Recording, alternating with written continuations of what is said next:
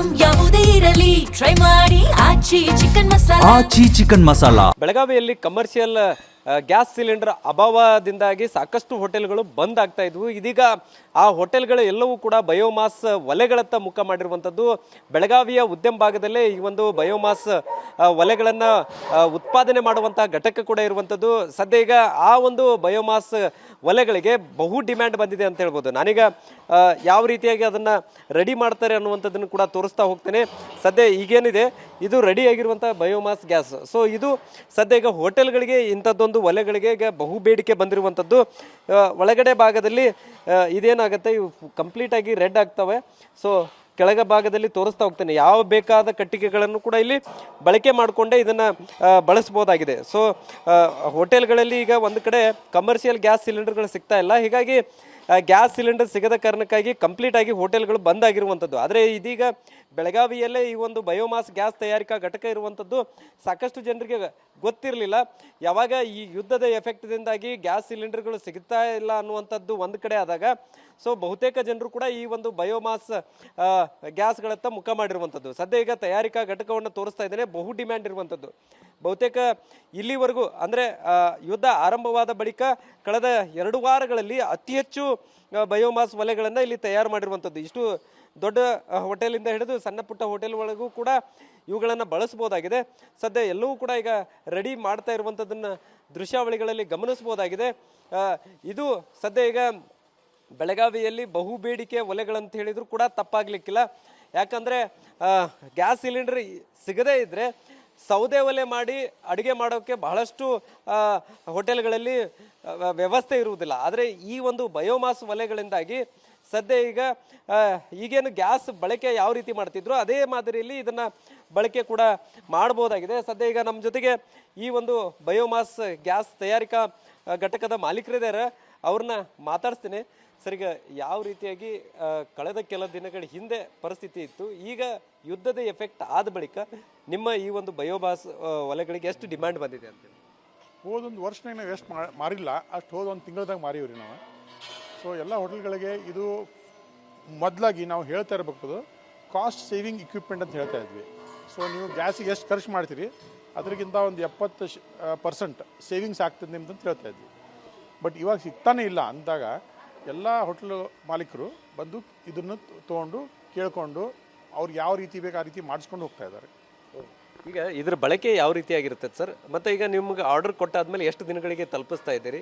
So ಇಲ್ಲಿವರೆಗೂ ಎಷ್ಟು ನೀವು ಪ್ರೊಡಕ್ಷನ್ ಮಾಡಿದಿರಿ ಯುದ್ಧ ಆದಮೇಲೆ? ಯುದ್ಧ ಆದಮೇಲೆ ಸುಮಾರು ನಾವು 100 ಪ್ರೊಡಕ್ಷನ್ ಮಾಡಿರ್ಬೇಕು ರೀ. ಹೋಟ್ಲ್ ಮಾಲೀಕರು ಬಂದಾಗ ಸ್ವಲ್ಪ ಕಡೆಗೆ ಹಾಕಿದ್ರೆ ಅಥವಾ ಅವ್ರ ಕಡೆ ಸಿಗುವಂಥ ತೆಂಗಿನ ಚಿಪ್ ಹಾಕಿದ್ರು ಕೂಡ ಕೆಲಸ ಆಗೋಗುತ್ತೆ ಅವ್ರದ್ದು.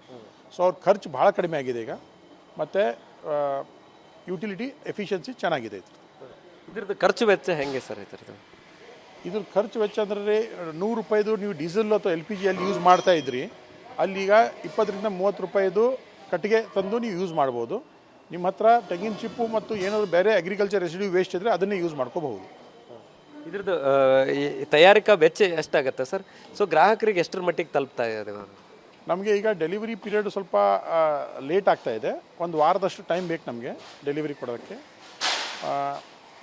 ನಾವು ಇವಾಗ ಗಿರಾಕರಿಗೆ ಡಿಪೆಂಡಿಂಗ್ ಆನ್ ದೇರ್ ರಿಕ್ವೈರ್ಮೆಂಟ್, ಬೇರೆ ಬೇರೆ ಸೈಜು, ಬೇರೆ ಬೇರೆ ಟೈಪು, ಯಾರಿಗೋ ರೊಟ್ಟಿ ಬೇಕು, ಯಾರಿಗೋ ಅನ್ನ ಬೇಕು, ಯಾರಿಗೋ ಸಾಂಬಾರು ಬೇಕು, ಅವ್ರು ಯಾವ ರೀತಿ ಬೇಕು ಆ ರೀತಿ ಮಾಡಿಸ್ಕೊಡ್ತಾ ಇದ್ದೀವಿ. ಈಗ ಇನ್ನೂ ಎಷ್ಟು ಡಿಮ್ಯಾಂಡ್ ಬರ್ತಾ ಇದೆ ಸರ್? ಈಗೀಗ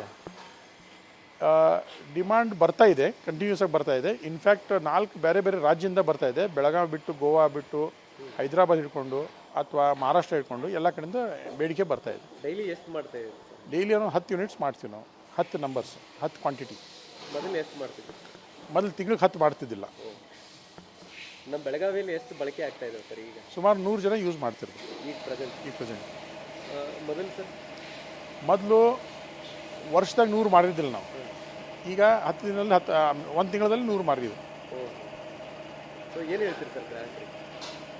ಇಲ್ಲ, ನಾನೇನು ಹೇಳ್ತೀನಿ, ಇದು ಭಾರಿ ಸಿಂಪಲ್ ಟೆಕ್ನಾಲಜಿ ಇದೆ, ವೆರಿ ಇಫೆಕ್ಟಿವ್ ಟೆಕ್ನಾಲಜಿ. ಈ ಎಲ್ಲ ಟೆಕ್ನಾಲಜಿ ಕಂಡು ಹಿಡಿದವರು Indian Institute of science, TERI ಮತ್ತು IIT ಬಾಂಬೆದವ್ರು ಕಂಡು ಹಿಡಿದವರು. ನಾವು ಅದನ್ನು ಜನಕ್ಕೆ ಸಂಬಂಧಿ ತಲುಪಿಸೋ ಕೆಲಸ ಅಷ್ಟೇ ಮಾಡ್ತಾಯಿದ್ದೀವಿ. We are only producing as per research and development of Indian Institute of Science, TERI and Indian Institute of Science, IIT Bombay. ಈಗ ಸೌದೆ ಒಲೆಗೆ ಕ್ವಿಂಟಲ್ ಗಂಟಲೆ ಯೂಸ್ ಮಾಡೋ ಕಟ್ಟಿಗೆಗಳನ್ನು ಇದನ್ನು ಯೂಸ್ ಮಾಡಿದರೆ ಅನುಕೂಲ ಅಂತ ಅನಿಸ್ತೀರಿ? ಕರೆಕ್ಟ್. ಈ ಪ್ರಶ್ನೆ ಆಗಲಿ ಕರೆಕ್ಟಾಗಿ ಕೇಳಿದ್ರೆ, ನಾರ್ಮಲ್ ಸೌದೆ ಒಲೆ ಅಂದರೆ 3 ಕಲ್ಲಿಟ್ಟು ಮಾಡೋ ಒಲೆಗಳಿಗೆ ನಮ್ಮದು ಎಫಿಷಿಯನ್ಸಿ ಅಂತೀವಿ ನಾವು, ಅದು ಹಾರ್ಡ್ಲಿ 5% ಇರ್ತಾಯಿತ್ತು. 100 kg ಕಟ್ಟಿಗೆ ಹಾಕಿದಾಗ ಬರೀ 5% ಅಷ್ಟೇ ಯುಟಿಲಿಟಿ ಹೀಟ್ ಆಗ್ತಾಯಿತ್ತು. ಇವಾಗ ಇದರಲ್ಲಿ ಸುಮಾರು 75% ಅಷ್ಟು ಯುಟಿಲಿಟಿ ಆಗ್ತಾಯಿತ್ತು. ಹಾಂ, ಸೊ ಇದರ ಎಫಿಷಿಯನ್ಸಿ ಭಾಳ ಚೆನ್ನಾಗಿದೆ.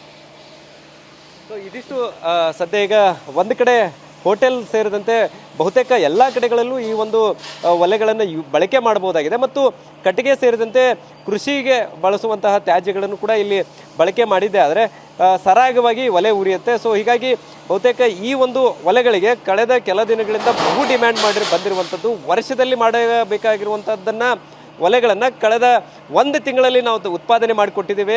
ಸೊ ಬೇರೆ ಬೇರೆ ರಾಜ್ಯಗಳಿಂದಲೂ ಕೂಡ ಸಾಕಷ್ಟು ಡಿಮ್ಯಾಂಡ್ ಬರ್ತಾ ಇದೆ ಅನ್ನುವಂಥ ಮಾತನ್ನು ಕೂಡ ಮಾಲೀಕರು ಹೇಳ್ತಾ ಇರುವಂಥದ್ದು. ಕ್ಯಾಮರಾಮನ್ ಪ್ರವೀಣ್ ಜೊತೆ ಸಹದೇವ್ ಮನೆ TV9.